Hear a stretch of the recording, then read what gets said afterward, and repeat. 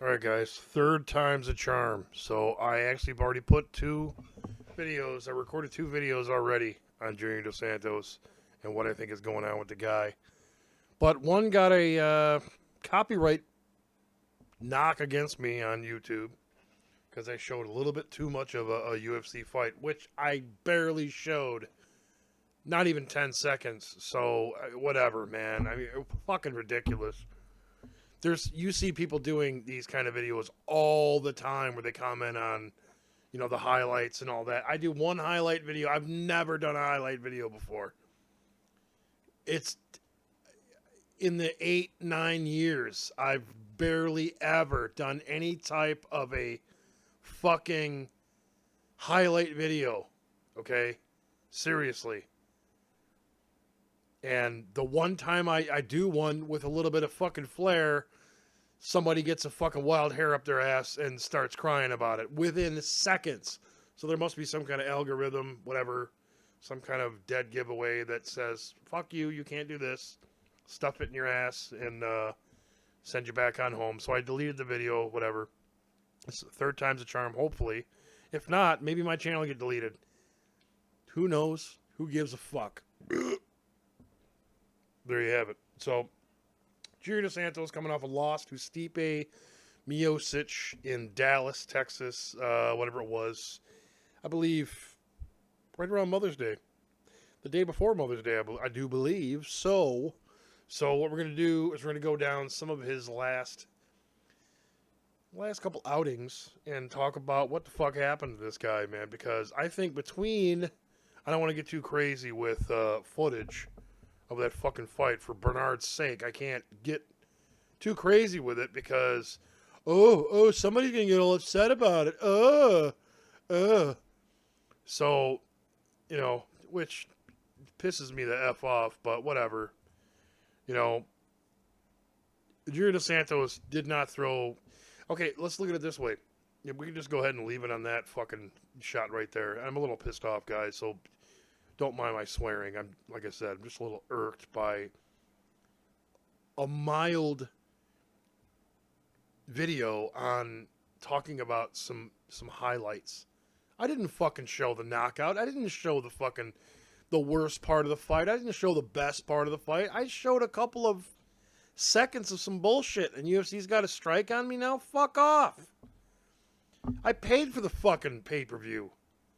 Fuck sticks. So, anyway, man, like I said, I'm pissed off. It pisses me off that everybody everywhere can do this shit, but I do it, and I get fucking, so whatever. I get shit for it, so whatever. Junior Dos Santos, though, I'm going to go ahead and make this a quick one, dude, because I've already wasted 3 minutes on this bullshit, but Junior Dos Santos trained with Michael Moore, the ex-heavyweight champion boxer. Comes in there looking like a fucking champion boxer himself. Beats the ever-loving shit out of Ben Rothwell. I mean, it's a classic beatdown. Just beat the crap out of him round after round after round. Junior Dos Santos looked like he was on top of the world. Okay, after that fight, comes out and gets knocked out by Alistair Overeem. Alistair Overeem's kind of at a certain point in his career where it's like, okay, I can't keep accepting shots. I can't keep taking shots, which I also do believe that Junior Dos Santos is in that game now too. You can't keep taking shots, dude. I guarantee you, he's on the road to either some kind of dementia or some kind of brain damage if he keeps going this route, because he's been that kind of guy over the years to where he'll take a few just to make sure he can nail you and knock you out, and he can't do it anymore. So, that being said, he got in there with Overeem, and it was pretty decent fight, but then it just a matter of time. Overeem tricks you into thinking that he's going to lay back, and then he rushed in, knocked him out. He was cross-eyed on the way down, JDS, and beautiful knockout, clean knockout. Alistair Overeem hasn't looked this good in years. And I think he's reserving himself. He's not, just giving. He's not just extending all his energy in one round. He's conserving energy, conserving himself. Making you think that you're doing good, making you think that maybe um, he's afraid of your strikes. Because I don't know. Obviously it hasn't worked perfectly for him because we've seen Overeem, on the bad end of some fights. But the last time Overeem fought the champ, which is Stipe Miocic, he put Stipe on his back a couple times with some shots. So people make no mistake, Alistair Overeem and his strikes, his knees are some of the best in the business, and his hands are still some of the strongest in the business. And this guy is, I want to say, 34, 35-ish. You know what I mean? He's still a young dude. I could be totally wrong. He might be 36 by now. I don't know, but I don't think he's that old. But he's got a sick ass record. I want to say almost. He's in the 50 fight range, maybe the 60 area, and it's sick, man. The guy's been all over the world fighting all kinds of. There's nothing he hasn't seen. So anyway, this is not a Overeem video, but I talk about Overeem, the way he's looked recently, in his offense and shit like that. He just looks great. His defense too. But Junior Dos Santos needs to take a page out of Overeem's book and say, I need to adopt this type of game plan. Maybe go to a Winklejohn camp or similar to it, because he's probably I don't even know if they would train him, because it's like these guys might meet again.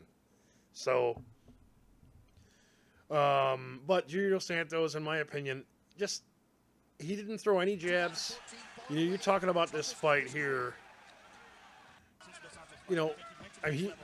That jab to the gut or whatever, that looked great. It looked fantastic. And I'm showing like literally 3 seconds, and we're going back to this, because it's utter ridiculous that I'm going to get fucking shots against me for showing a couple seconds of fight footage. That it's not. I didn't show the fucking punchline. But anyway, man. I just don't know what Sagano is going to do at this point. His chin looks like it's been tested, and it's been well found out. Get him against the cage, start landing bombs, and you can pretty much call it a day. You know what I mean? That's kind of the way I see it. And I'm not ragging on the guy.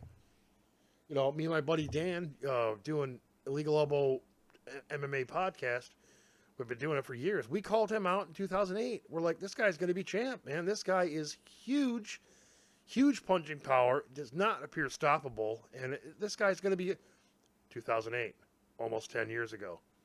He's been in there with top talent ever since, man. I mean, if there's anything that's going to stop your career in its tracks, it's fighting in UFC for 10 years. Your UFC window is not 10 years, man. It is not. You're taking, at the top level, I'm saying.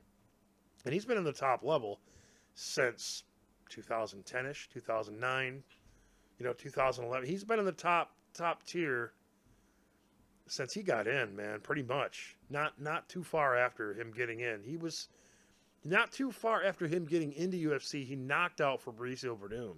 So, I mean, there's a lot to be said about his UFC career. But we're getting to a point where it's all coming to a halt, man. It's starting to slow down.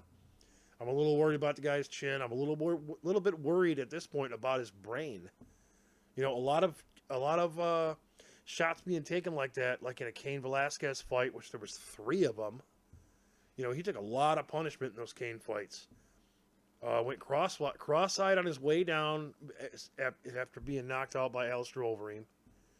And then in his fight with Stipe Miocic, it took no time for Stipe Miocic whatsoever to find his chin and finish him.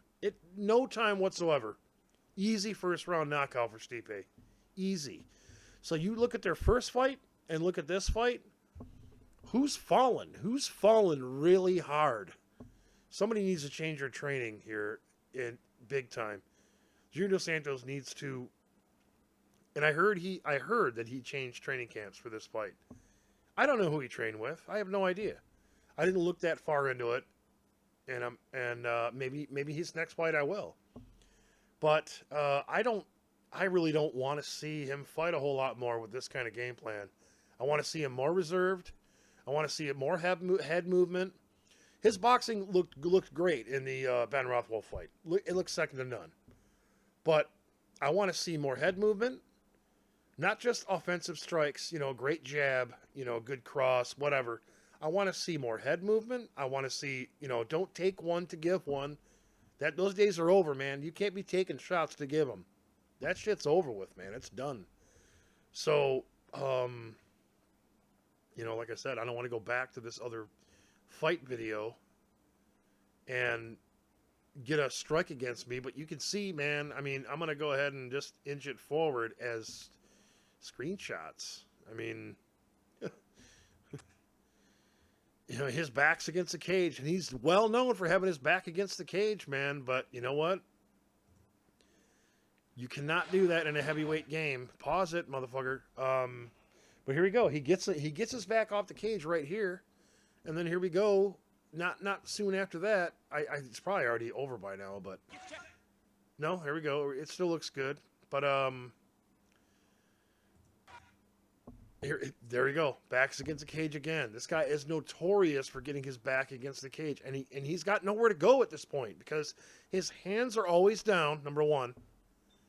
I don't know whether he's still looking for somebody to perform a takedown on him or what. Why are your hands down? Your hands should be around your fucking ears at this point. I mean, stop it.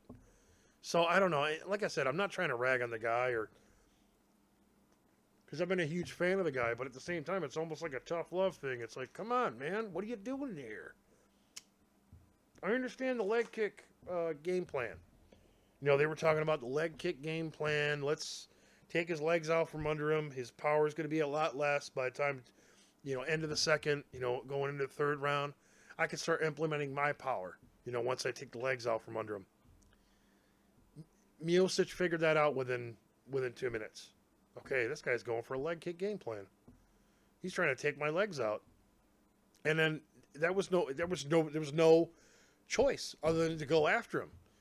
He's not outputting any arm strikes. He's not punching me. He's barely punching me at all. Why am I going to shy away from throwing a huge offense at him? He's only really trying to dodge everything. I don't know. After doing 3 videos of this, and this is hopefully going to be the one, I don't know, but it just seems to me like Junior Dos Santos, bad game plan going into this one. Like I said, I'm not ragging on the guy. I'm a huge fan of the guy, but I'm getting to the point where I don't want to see him fight under these kind of this go around. I don't want to see him fight this situation where the game plan sucks and it's not his fault. I think it was maybe his trainers told him, "Hey, let's take his legs out from under him, and then we can start implementing our game." Well, dude, you should have at least implemented a little bit of your game. He basically forgot what got him here. JDS basically written off what got him here. His power strikes and his boxing is what got him here. He loves boxing. He did not box in this fight whatsoever. And what happened? First round knockout loss. It's a bummer, major bummer to me. And I don't know where he goes from this point. It's like it better be a major head movement, a lot of fast movement. I'm talking about your whole damn body, and surprise strikes. Lots of kicks to the legs, lots of kidney kicks, whatever you got to do. I don't know, not kidney kicks, but you guys know what I'm talking about. Liver kicks, excuse me. But either one at this point. But it's frustrating for me because I'm a huge fan of the guy. I'm a huge fan of Stipe as well. Stipe looks awesome, man. Looks unstoppable right now. So hopefully it stays that way. Hopefully Junior can turn this around and make a good exit, because I don't want to see him fight a whole lot more, because I just think he's had years taken off his career with some of these battles he's been in. The Kane fights, the Overeem fight. This fight was an easy loss for him. So this gone a little bit longer than I wanted to, but hopefully you guys like it, man. We'll see you guys next time. And subscribe, do all that good stuff. And we'll see you guys next time. Thanks, man. Thanks a lot.